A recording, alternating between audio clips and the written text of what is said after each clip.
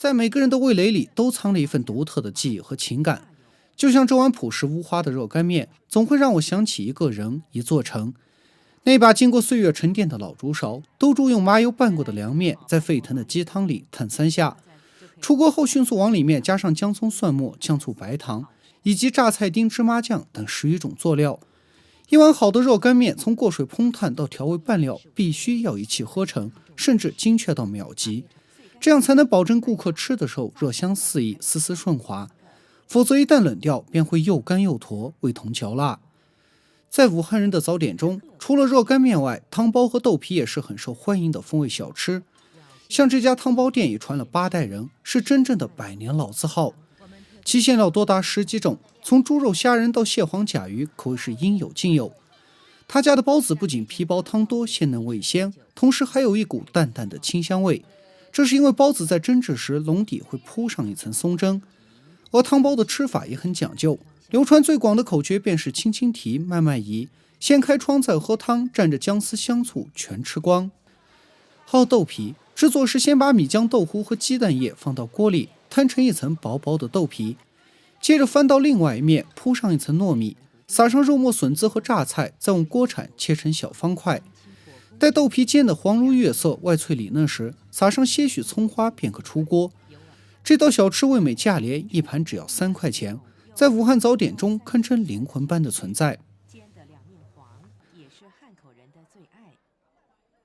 清朝年间，书童刘文随主人进京赶考时，无意间学得了北京烤鸭的制作技术。回到家乡云南后，他就地取材，稍加改良，自创出颇具特色的宜良烤鸭。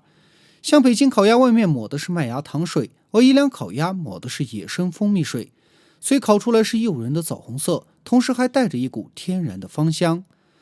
磨好蜜的鸭子要用风扇把表皮的水分吹干，接着放到松木焖炉里烘烤40分钟左右。这种方法烤出来的鸭子皮酥里嫩，清香离骨，让人是垂涎欲滴。吃的时候可以像北京烤鸭那样片成薄片，用荷叶饼包着甜面酱和葱段一起吃，也可以按照云南人的吃法，连骨带肉蘸着椒盐吃。就我个人来讲，还是喜欢第二种，因为片皮的烤鸭没骨香，吃上几嘴便腻了。在云南建水有很多上亿年的石灰岩溶洞，里面巢居着上百万只雨燕。每年秋至，当地村民不惜冒着生命危险，攀到这些悬崖绝壁上采摘燕窝。当燕子发现自己的窝被摘后，会用唾液载入新巢，如此反反复复，导致口腔出血，便形成了燕窝中的极品血燕。自古以来，燕窝一直被奉为珍贵的滋补品，也有人认为它不过是燕子的口水，营养价值还不如鸡蛋糕。而在建水用燕窝延伸出了很多的美食，其中比较常见的是用紫砂锅炖碗朴实无华的红糖稀饭，再往上撒几丝圆枕燕窝。开远在云南属于那种不提就想不起来的小城市，由于它地处边境，所以当地的小吃美食充满了异国风味。其中最有名的要数越南小卷粉，它最大的特点是现做现吃。每当顾客来临时，老板便把自磨的米浆摊在平炉上，接着盖上锅盖蒸个10几秒，然后用棍子把薄如蝉翼的粉皮挑出来，最后加上秘制的肉末调料，轻轻一裹，便完成了越南小卷粉的制作。像在昆明也吃过不少所谓的越南小卷粉，但大多卷粉都是用机器加工好的成品，完全失去了现做的那种鲜香。惠泽县位于云南曲靖市，已有2000多年的历史。在清朝年间，70%的钱币都是用这里的铜矿铸成的，所以惠泽一直有着钱乡和铜都的美誉。每天清晨，惠泽的大街小巷都弥漫着稀豆粉的香气。制作时先把豌豆炒香，再磨成粉末，滤出豆渣。吃的时候加上清水，用小火慢慢烹煮。